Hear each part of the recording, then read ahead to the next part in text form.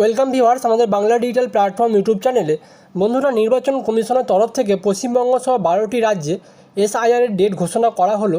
BLO অফিসাররা SIR এর form নিয়ে আপনাদের বাড়িতে কবে আসবে এবং ড্রাফট ইলেকটোরাল রোল কবে প্রকাশিত করা হবে এবং ফাইনাল ইলেকটোরাল রোল বা চূড়ান্ত তালিকা কবে প্রকাশিত করা হবে, এছাড়াও যাদের নাম লিস্ট থেকে বাদ পড়ে যাবে তারা আবার নতুনভাবে কবে আবেদন করতে পারবেন সেই নিয়ে বিস্তারিত আজকের ভিডিওতে আলোচনা করব। জানতে হলে ভিডিওটি প্রথম থেকে শেষ পর্যন্ত দেখবেন। বন্ধুরা, আপনারা যদি চ্যানেলটিতে নতুন হয়ে থাকেন, পরবর্তী ভিডিও নোটিফিকেশান সবার আগে পেতে চ্যানেলটি সাবস্ক্রাইব করে পাশের বেল আইকনটি অন করে দেবেন। এছাড়া যদি ভিডিওটি আপনাদের ভালো লেগে থাকে একটি লাইক করে দেবেন। তো চলুন দেখে নেওয়া যাক। এই হলো সেই সময় তালিকা, অর্থাৎ যেটি নির্বাচন কমিশনের তরফ থেকে প্রকাশিত করা হয়েছে। এই সময় তালিকাটিকে 6টি ভাগে ভাগ করা হয়েছে, অর্থাৎ এই এসআইআর প্রক্রিয়াটি 6টি ধাপে সম্পন্ন করা হবে। প্রথম ধাপে বলা হয় যে প্রিন্টিং অ্যান্ড ট্রেনিং, কাগজপত্র তৈরি এবং বিএলও অফিসারদের ট্রেনিং দেওয়া হবে 28শে অক্টোবর থেকে 3 নভেম্বর পর্যন্ত। এরপর 2 নম্বর পয়েন্টটিতে বলা হয়েছে house to house enumeration phase, অর্থাৎ আপনাদের বাড়ি বাড়ি যে এসআইআরের ফর্মটি নিয়ে যাওয়া হবে সেটি হলো 4 নভেম্বর থেকে 4 ডিসেম্বর পর্যন্ত। অর্থাৎ এই সময়ের মধ্যে আপনাদের প্রত্যেকের বাড়িতে বাড়িতে বিএলও অফিসাররা এসআইআরের সেই ফর্মটি নিয়ে যাবে।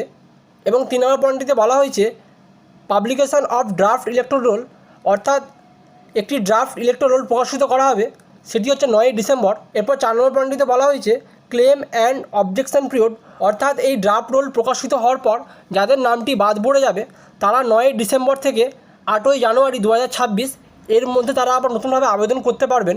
এরপর 5 নম্বর পয়েন্টটিতে বলা হয়েছে notice phase hearing and verification 9 December 2025 to 31 January 2026। অর্থাৎ 5 নম্বর পয়েন্টটিতে বলা হয়েছে হিয়ারিং অর্থাৎ শুনানি এবং ভেরিফিকেশান এই প্রক্রিয়াটি সম্পন্ন করা হবে 9 ডিসেম্বর থেকে 31শে জানুয়ারির মধ্যে। এরপর 6 নম্বর পয়েন্টটিতে বলা হয়েছে publication of final electoral role, অর্থাৎ নির্বাচন কমিশন থেকে যে ফাইনাল রোলটি প্রকাশিত করা হবে সেই চূড়ান্ত তালিকা, এই লিস্টে আপনাদের নাম থাকবে বা বাদ যাবে সেই চূড়ান্ত তালিকাটি 7 ফেব্রুয়ারি 2026 এই তারিখে প্রকাশিত করা হবে। পরের স্টেপ আমরা দেখে নেব নির্বাচন কমিশন থেকে কী বলা হয়েছে। এই ধাপে নির্বাচন কমিশন থেকে বলা হয়েছে শেষ এসআইআর তালিকার নাম থাকলে নথি নয়, অর্থাৎ 2002 লিস্টে আপনাদের যাদের নাম আছে সেই লিস্টে আপনাদের নামটি দেখালেই আপনাদের কোনো নথি লাগবে না, সেই লিস্টের নামটি আপনাদের ক্ষেত্রে চূড়ান্ত। এবং 2 নম্বর পয়েন্টটিতে বলা হয়েছে বাবা মার নাম থাকলেও লাগবে না নথি, অর্থাৎ 2002 সালে যদি আপনার বাবা মায়ের নামও থাকে তো সেক্ষেত্রে আপনার কোনো ডকুমেন্টস লাগবে না, সেই লিস্টটি দেখালেই সেটি আপনার চূড়ান্ত বলে গণ্য হবে। এক্ষেত্রে যাদের নিজেদের বা বাবা মায়ের 2002 লিস্টের নাম নেই সেক্ষেত্রে আপনাদেরকে নির্বাচন কমিশন থেকে প্রকাশিত করা সেই 11টি ডকুমেন্টস লাগবে। কী সেই 11টি ডকুমেন্টস? এছাড়াও নির্বাচন কমিশন থেকে অতিরিক্ত একটি ডকুমেন্টস অ্যাড করা হয়েছে। কী সেই ডকুমেন্টস সেটি আমরা পরের স্টেপে জেনে নেব। এই হলো নির্বাচন কমিশন থেকে প্রকাশিত করা সেই 11টি ডকুমেন্টস। এছাড়াও একটি অতিরিক্ত ডকুমেন্টস আছে, আমরা স্টেপ বাই স্টেপ দেখে নেব।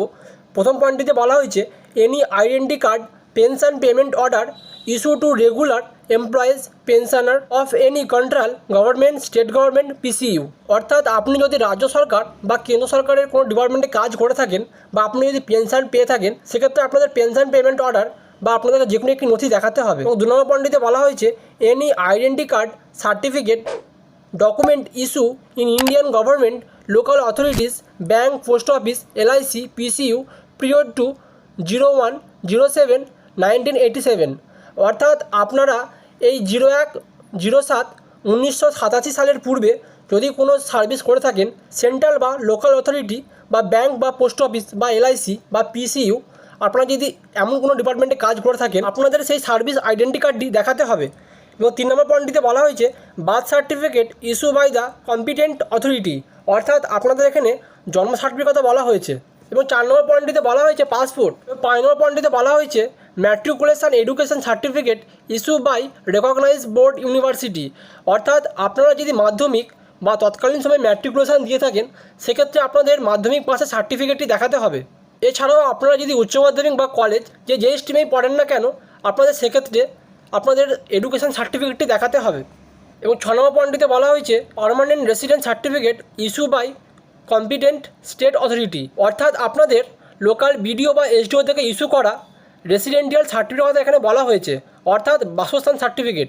7 নম্বর পয়েন্টটিতে বলা হয়েছে ফরেস্ট রাইট সার্টিফিকেট, অর্থাৎ আপনারা যারা বনকেন্দ্রিক এলাকায় বসবাস করেন সেক্ষেত্রে আপনাদের ফরেস্ট অফিসারের দেওয়া ফরেস্ট রাইট সার্টিফিকেটটি এখানে দেখাতে হবে। এবং 8 নম্বর পয়েন্টটিতে বলা হয়েছে OBC SC ST or any caste certificate issue by the competent authority, অর্থাৎ আপনারা যারা ওবিসি এসসি বা এসটি কাস্ট থেকে বিলং করেন আপনাদের এখানে কাস্ট সার্টিফিকেটটি দেখাতে হবে। এবং 9 নম্বর পয়েন্টটিতে বলা হয়েছে national register of citizen wherever is exists. এবং 10 নম্বর পয়েন্টটিতে বলা হয়েছে family register prepared by state local authority, অর্থাৎ আপনাদের ফ্যামিলি রেজিস্টার যেটি তৈরি করা হয় স্টেট গভর্নমেন্ট বা লোকাল অথরিটি থেকে সেই ফ্যামিলি রেজিস্টার সার্টিফিকেটটি দেখাতে হবে।